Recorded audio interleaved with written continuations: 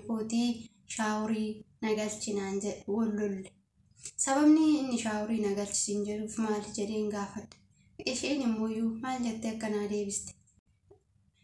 Yeroon jalqaba dhufuu qalamii mataa yookaan hinnaa isa jedhamu sana jaartii dibeen irraa hafee jette. Gaafa haadha manaa hafee dibee irraa hafuu jaartii fi jaartii wal bira jiraniif yeroo san isheen haarawaa dibiinaan jette nan dibee jette jechuudha yeroo san.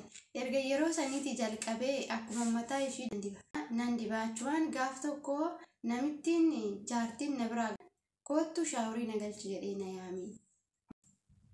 Harka fuudhee jaalatamtoota kabajamtoota hordoftoota keenya jirtu fayyaa keessanii baga nagaa fayyaa taatan nageenyi fi jaalalli waaqayyo bakka jirtanitti hunda keessaniif haa baay'atu. Egaa waan xiqqoo tokko qabadhee isin jira. Innis maaliin keenyatu haala kanaan gowwoomaati jirra. Meeqa keenyatu waan isaan nuun jedhan hin dinnu jennee waan baay'ee gowwoomaatiin jirra jechuudha. Hojii keenya irratti hojiin keenya cidaatii fi nyaata hojjechuu fi uffata isaanii miiccuu fi tokkosuudha malee dhiira isaanii mataa qaqqabuu dhiquu fi miti jechuudha. Kanarratti mucayyoon tuni waan afaanis beektuu fi waan keessa beektuufis baatee jirti jechuudha. Namichaan wallollaan hin lollaan ittiin dubbanne jechuudha. Innaa meeqa keenyatu immoo warroonni afaan hin beekne haala kanaan dararamaati jira jechuudha. Maaliif waan isaan siniin jedhan hin didinaayee wanni isaan siniin jedhan hundumaa ajajamaa jedhanii ijoollee keenya waan achi as ergaa jiraniif kanaafidha jechuudha. Yeroo baay'ee waa'ee keenya kanaa sobnu maaliif waan isaan siniin jedhan hundumaa hin didinaa ajajamaa fi jedhu jechuudha. Asitti kan dhufnu nuti akka namoonni nuti taphatanii fi akka namoonni isaanii nuti taphatanii fi miti yookaan immoo waan biraa barbaacha fi miti. Nuti kan barbaannee biyyaa baane hojiidha maallaqa jechuudha. Hojii barbaannee maallaqa barbaanne of jijjiiruu barbaannee biyyaa baane malee isaaniif meeshaa taphaa ta'uu fi miti jechuudha. Meeshaa taphaa ta'uu fi miti kanarratti jechuudha. Wanti nani jechuu barbaadu obboleewwan keenya biyyoota biyya keessaa biyya keenyatti dhufaa jiran jechuudha. Biyya hambaatitti dhufaa jiranii fi gorsa xiqqoo jechuudha. Namoonni fi akkasumas warri haaraan dhufanii warroonni hordofan jiraachuu danda'u. Egaa waan isaan nuun jedhan hin dinnu jedhanii wantoota isaan irraa hin barbaachisne nuti warroonni hojjennu jirra jechuudha. Egaa guddaatu nu barbaachisa. Of eeggannoo guddaa yoon jedhu hojii keenyaaf xiyyeeffannoo kennuudha malee isaaniif xiyyeeffannoo kennu. Isaaniif ajajamuun hojiidha eeyyen inni hojii keenya garuu waanuma hunda yoo isaan shaaworii nu galchi jedhan nu shaaworii galchuu yoo dhiirri isaanii dhufee kafana nurraa baasi jedhe kafana irraa baasu kana ta'uu hin qabu hojiin keenya jechuudha. Hojiin keenya safartuu qaba. Safartuun isaanis maal yoo jettan qulqullina nyaata hojjechuu uffata miiccuu tokkosuu yoo ta'e kanaadha jechuudha. Hojiin shamarran keenya kan ta'e osoo haadha manaa qabu kottu kafana narraa baasi osoo haadha manaa qabu kottu shaaworii nagalchi kan jedhu kuni dubbii kaayyoo namaa kuchisiisuudha addaan jechuudha.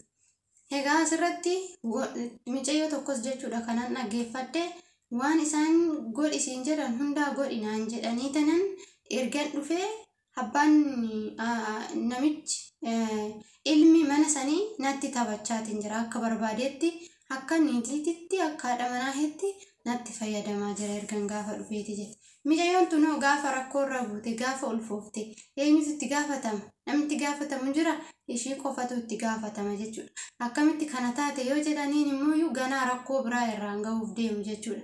Kanaafuu gorsa warroota haarawa dhufaa jiru afaan barsiisuu yookaan immoo kushiina keessa wantootuma nyaatamu wantootuma hojjetan kana barsiisuu osoo hin taane yoo isaan akkana siin jedhan lakki hin ta'u. Ani hojii dhafan dhufe malee waan akkanaatiif hin dhufne hojii barbaadu fan dhufe. Maayo erga hojii hin barbaanne ta'e biyyuma isheetitti haftee hiyyeessa akka ishee wajjin waan barbaadde ta'uu hin dandeessi jechuudha. Biyya ofii keessatti waan fe'anillee yoo ta'ani rakkatanii hin darbu jechuudha. Biyya ormaa kana keessatti garuu gaafa rakkatan rakkoon sirumattuu rakkoon ulfaataadha biyya kana ormaa kana keessatti rakkoon karaa isaaniitiin dhufuu keessattuu jechuudha. Maal jechuu barbaade tanani amma mucayyoo tana fakkeenya kana godhadheef meeqatuyyuu akkanatti kan rakkachaa jirutu jira jechuudha.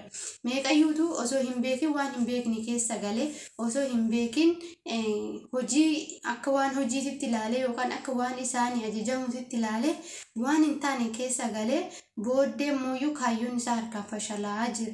Meeqa isaaniiti kan waan adda addaa irra geechisaa jiru jechuudha namni biyya Arabaa dhiironni jechuudha.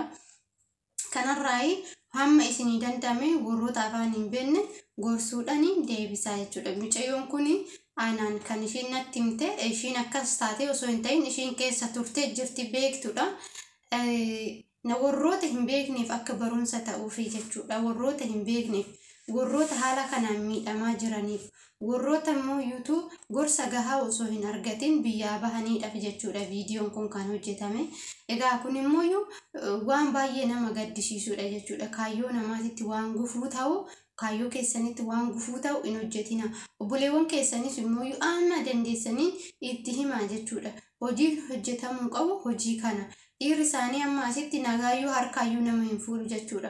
Garuu immoo tokko jira jechuudha. Baalageen kan yeroo haati manaa gadi baate waan hin taane namarratti raawwachuuf yaadu hin jira jechuudha. Tokko immoo kan Waaqayyoon eebbise kan Rabbiin isa eebbise ol jedheetuma guyyaa takkaafillee akkana kan nama ilaallee hin jira jechuudha. Namattuu dubbachuun kan sodaa itti ta'u hin jira jechuudha.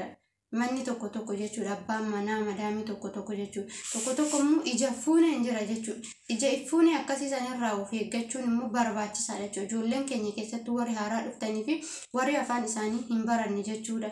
Wantoota baay'eedhaan gowwoomuu dandeessu. Ta'iiti isin hojiidhaan qabamtanii hojii irratti gowwoomuu dandeessu. Wantoota garaagaraa isin ajajanii sobanii gara kifilii isaanii yeroo isaan jiran isin seessisanii wanta ofii isaaniitii barbaadan isin irratti raawwachuu danda'u. Waan ta'eef wantoota akkanaa kanarraa of eegaa hamma isinii danda'amiin hojii keessaniif bootaa kennaa malee wantoota akkasii likiskisa kanaaf bootaa hin kennina. Maaliif isaan tokkoffaa irratti nama madaaluufillee jechuu danda'u jechuudha. Nama madaalli keessa nama seessisuuf hammam isheen waan akkanaa kanarraa of qoxxobdi kan jedhuufi yookaan immoo hammam isheen hojii barbaaddi hangam hojii ishiitiif qofa bakka kenniti. Jijjiiramaaf hangam bakka kenniti jedhanii qormaata garaagaraa dhiyeessuu danda'u jechuudha. Otuma beekanillee wantoota kana nama gaafachuu danda'u. Mee ishiin hagam geessi? Dhuguma nama hojiidhaaf dhufe moo nama fedhii foonitiif darbamu wantoota akkasiisan madaalli keessa galchuudhaaf gaafii nama gaafatu. Garuu isin immoo bilxii ta'uu qabdu yookaan gamna ta'uu qabna jechuudha. Maaliif kan baane biyya keenyas hojiidhaaf malee waan biraa dhabneeti miti yookaan sagaagaluudhaaf miti kan biyya keenya baane. Hojiidhaaf biyya baane.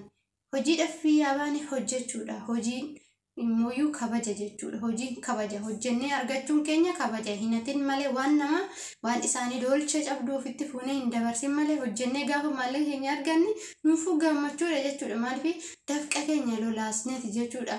Halkan guyyaa ibidda ho'a osoo hin jedhin hojjennee kaffinnu sun nu gammachiisa. Garuutii immoo haala hin taaneen gaafa rakkoo keessatti kufnu nama gaddisiisa waan ta'eef yeroodhaafillee warroonni itti gammadanii jiraachuu danda'u. Waan akkasii sanirratti qormaata akkasii dhiyaateef kanatti yeroodhaaf wanti wayii waan nama gammachiisu wayii itti dhaga'amuu danda'a.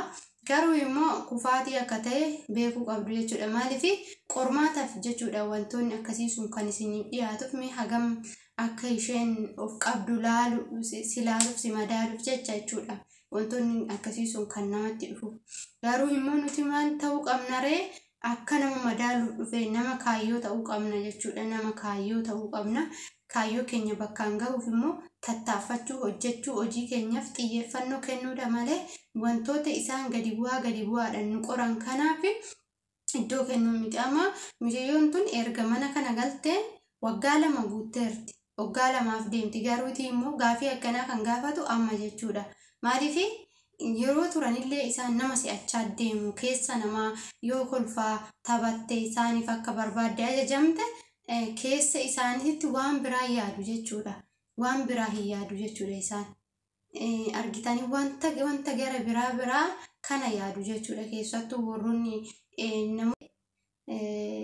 wantoota akkasii kana raawwachuu barbaadee miti jechuudha. Raawwachuu barbaadee osoo hin ta'in qormaata dhiyeessaa fi jira. Egaa akkuma dabbasaa isaa dibdu sanii yookaan immoo yoo shaaworis nagalchite jedhee yookaan immoo waan biraatis achumaan yaadeetiidha sinii galee qoruufi malee gaafii akkasii kana jireenya ishii jeequufi malee waan biraatiif miti. Haala kanaan jireenya keessan hin jeeqinaayi. Of eeggannoodhaan hojjedhaa, maallaqa keessan qabadhaayi. Boru nama boru haa taanu, nama biyya keenyatti galee immoo fakkeenya ijoollee harabaatiif taanu ta'uu qabna malee asumatti waan hin taane dabarsuu yeroo keenya hin qabnu jechuudha. Horaa bulaa yoon